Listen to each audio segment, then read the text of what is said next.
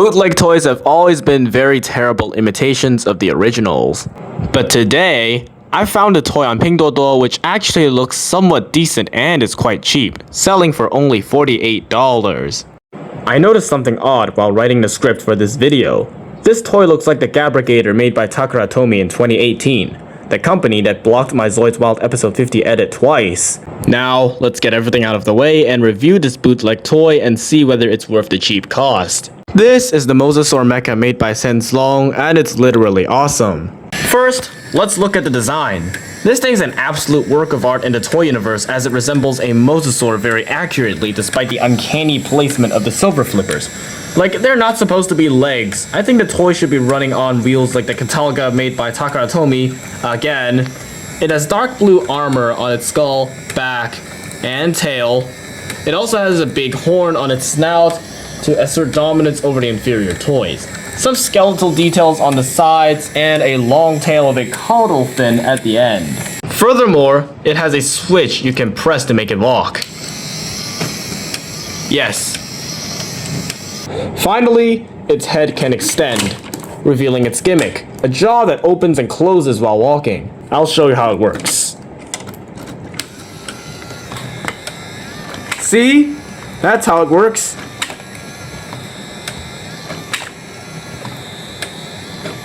Next, let's discuss the quality of this toy. The Mosasaur moves fluidly like its original counterpart, the Gabrigator, but I still have a few problems with the fittings. They are quite stiff, unlike the original toy, which can be pretty hard to assemble. Overall, the quality is still pretty good for a knockoff toy made by a brand nobody has ever heard about. Now, before we wrap up the video, let's compare the two models side by side to determine whether the original beats the bootleg. Oh boy, this is gonna be fun. First, let's compare the dimensions. The Gabrigator is approximately 28 centimeters long, while the Mosasaur is 34 centimeters long. Overall, the Mosasaur is much bigger than the Gabrigator in terms of dimensions. Second, let's compare the jaw span. The Gabrigator can open its jaw up to almost a 90-degree angle, which is quite a lot for a random crocodile toy. But the Mosasaur can only reach at least a 45-degree angle, as you can see right here. Yeah, so the Gabrigator takes the cake for this round. Third, let's discuss the price. The Gabrigator is definitely way more expensive, as it only costs from $50 all the way to $500, depending on the region you're in and its rarity.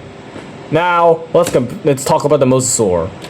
It's basically an item on Pinduoduo or Taobao, and it only costs about $40 to $50. So, the Mosasaur is definitely more accessible to those out there. Mosasaur takes this round. Finally, let's discuss the quality. The Gabrigator definitely takes the cake because, from my own experience, I did build the Gabrigator pretty smoothly as the material was, really smooth and it was made from Takara Tomy, the company that blocked my video for at least 5 times throughout my entire channel career. I still hate them for that, but hats off to them. While the Mosasaur over here, I did have quite a smooth experience as well, but some of the fittings were pretty stiff and I had quite a hard time, so yeah, Gabrigator takes this round. To conclude, the comparison between the Mosasaur and the Gabrigator has led to a stalemate. Yeah, I know, this is pretty unfortunate. I know you guys want to watch a video on why the bootleg is superior. Yeah, I'm terribly sorry for that. I mean, the original just definitely defeats the Mosasaur in terms of quality and jaw span. I mean, if you just only consider accessibility and the cheap cost, the Mosasaur is for you. But if you are a collector who is willing to resell any Zoid or just have them on your shelf, the Gabrigator is for you. So, comment, like, and subscribe.